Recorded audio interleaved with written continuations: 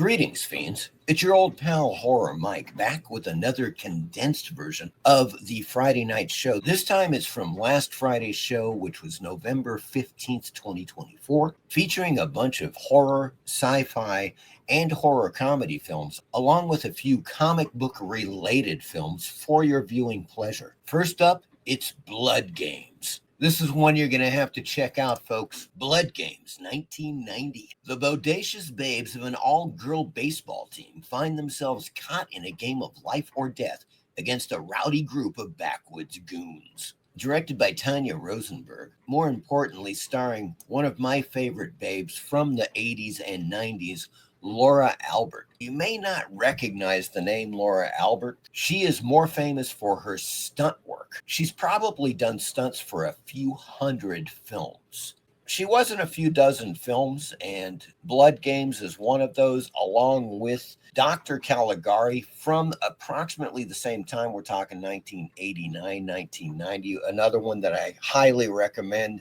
Very hard to find. It is the sequel to The Cabinet of Dr. Caligari, and she is quite hot and very good in Dr. Caligari. She's also quite good in this film, Blood Games. Let's take a look at the trailer. And you will spot Laura Albert at the very beginning. She is the hot babe pitching in the baseball game. It started as a Sunday afternoon baseball game. Guys against the girls. Then these rednecks turned out to be real sore losers. That's when things started to get ugly. We're gonna kill them! And we did. 17-2. But while we were celebrating in the locker room, the guys were raising hell and looking for trouble. Mickey and Connie were it. Things got way out of hand. Dirtbags hunted us down like animals. But we weren't about to give up. Drop your weapons, I'll bust her neck! It's every man for himself. In Blood Games.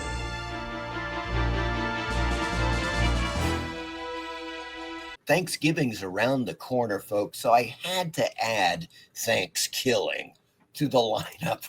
This is the original Thanksgiving. Now, there have been a few made. I think there have been 3 Thanksgiving films made. This is, of course, from 2010. A murderous turkey hunts down 5 college kids on their Thanksgiving break. Can the survivors break the curse and defeat the possessed bird?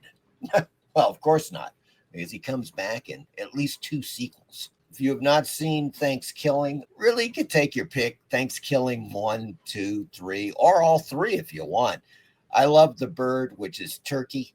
That's his name. He's a foul little bird. Great horror comedy. Highly recommended. Next up, we have another 21st century offering, folks. Wow, what the hell's wrong with Horror Mike? He usually doesn't bother with 21st century films. That is true. But Mortem, which apparently is a Hungarian film, is definitely worth watching. From 2020, believe it or not, folks, this is a period piece horror film. In the wake of World War I, and amidst the Spanish flu, a post-mortem photographer and a young girl confront supernatural events in a village haunted by death. This is a very interesting film dealing with the subject that you don't see often in cinema, and that is post-mortem photographers. Now, they used to be popular in the 19th century and into the 20th century, and these photographers would go around and they would photograph families with recently departed loved ones, and they would make the deceased appear to be alive in the photo, like put makeup on them, open their eyes, and so forth. So they would appear to be living and sitting there with their other family members, but in reality, they were dead. A really creepy and great subject for a horror film. And for the most part, I think that post-mortem works very well. Check out this trailer. Most lesz a jó. Kezedet ezt így tesszük szépen. Kész is vagyunk.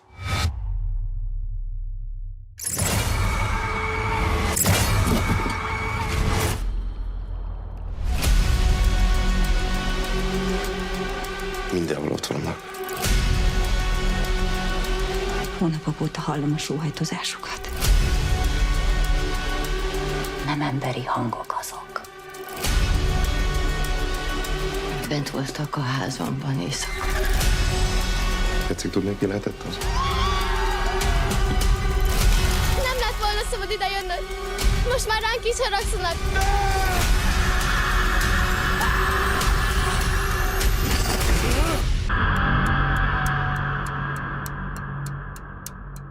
Next up, we have Watchman, the complete motion comic. Besides the graphic novel and, of course, the film, they made a complete motion comic of The Watchman, as you can see, in 2009. Now, it is on Tubi, and it's split into episodes.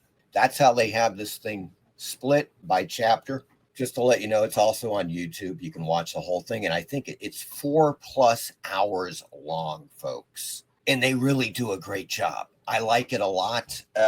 There's a couple of things I think they could have done a little better job with a few of the voices.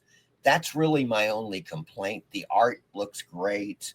I think the motion comic aspect works very well. Now, you can get this on the Watchmen Special Collector's Edition Blu-ray. So you get the movie itself, and they also give you the motion comic on the Blu-ray. So if you're interested in checking out the Special Collector's Edition, I have the link in the description.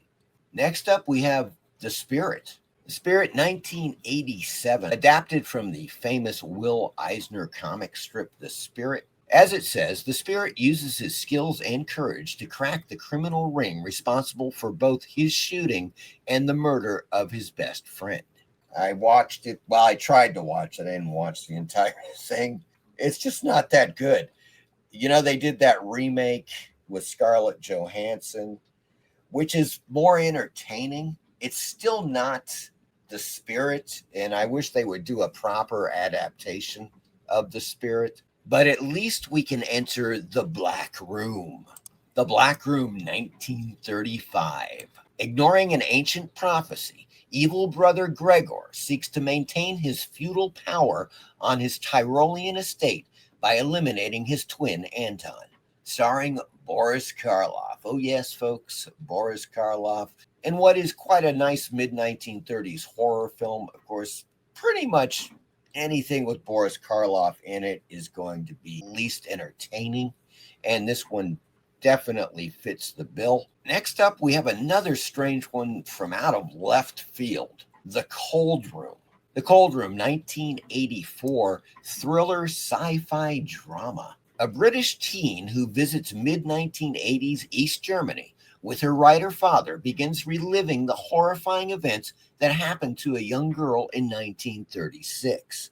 George Segal plays the father. Amanda Pays plays the British teen. And I do have a trailer for it.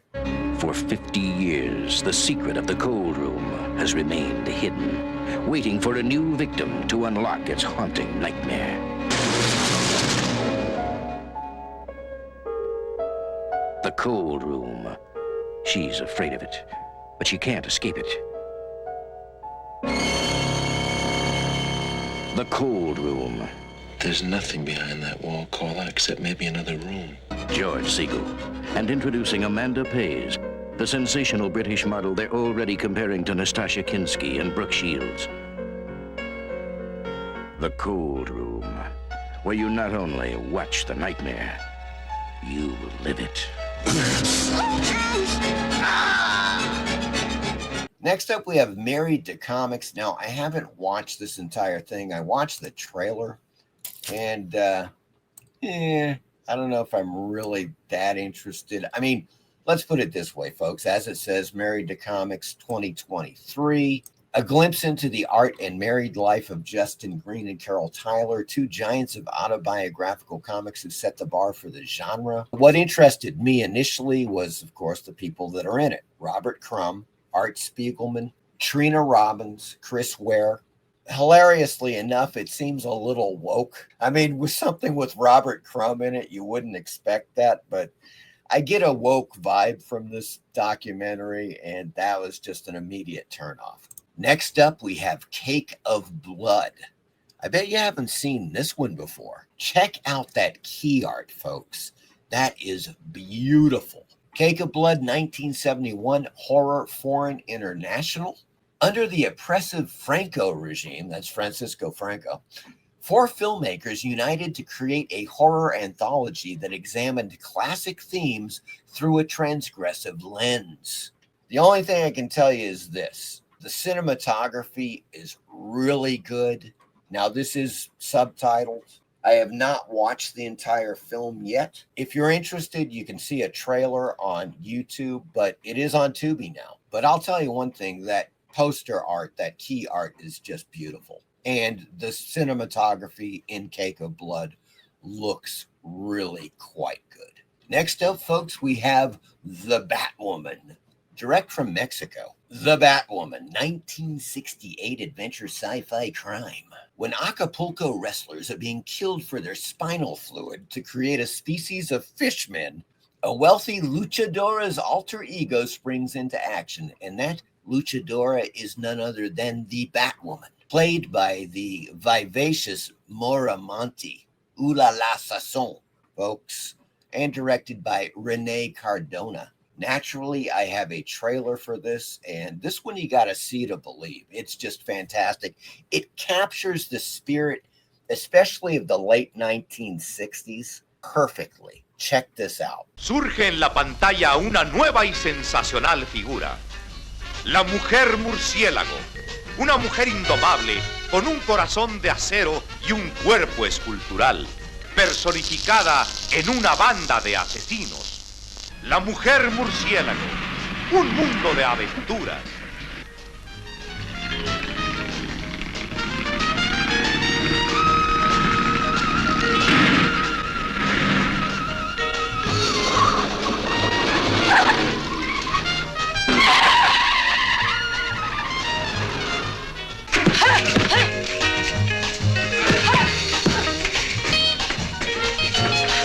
Diabólico monstruo que asesina impulsado por un cerebro criminal.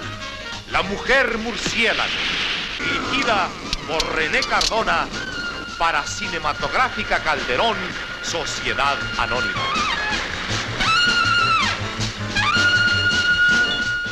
Next up, one of my personal favorites from the 1980s and a fantastic film from one of America's great film directors, Brian De Palma. It is Body Double. Love that key art too. That's a nice one. Yeah, once again, I'm getting this digital rights management error on Body Double, so I'm not quite sure what's going on there. It says, we are having issues playing this protected content. It is on Tubi. You may have luck. But if you haven't seen Body Double, you've got to check it out. It is fantastic. Primo Brian De Palma.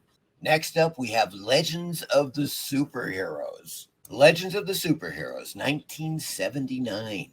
Now, once again, this is broken up into episodes.